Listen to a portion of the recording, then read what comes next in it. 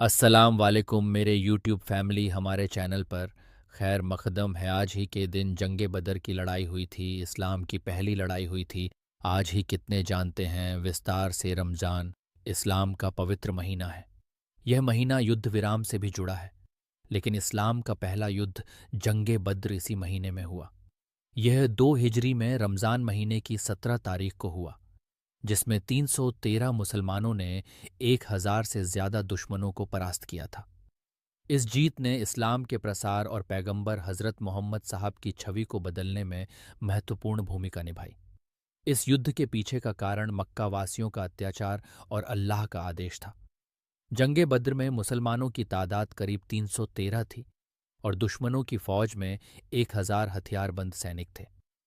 मुसलमानों का सबसे बड़दिखा दुश्मन अब्बू झल ने इमरजेंसी सूचना देने वाले से पूछा कि मुसलमानों की संख्या कितनी है।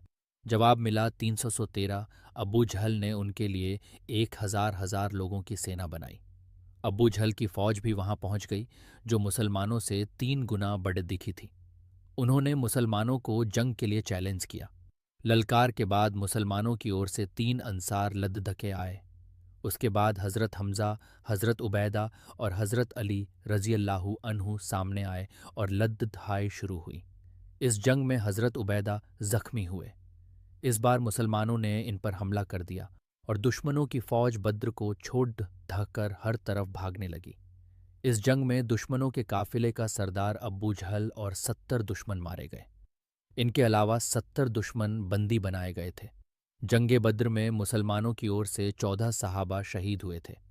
इस जंग ने पूरे अरब जगत में पैगंबर हज़रत मोहम्मद को एक शक्तिशाली बादशाह के तौर पर स्थापित कर दिया था, क्योंकि पूरा अरब कुरैश को अपना लीडर मानता था।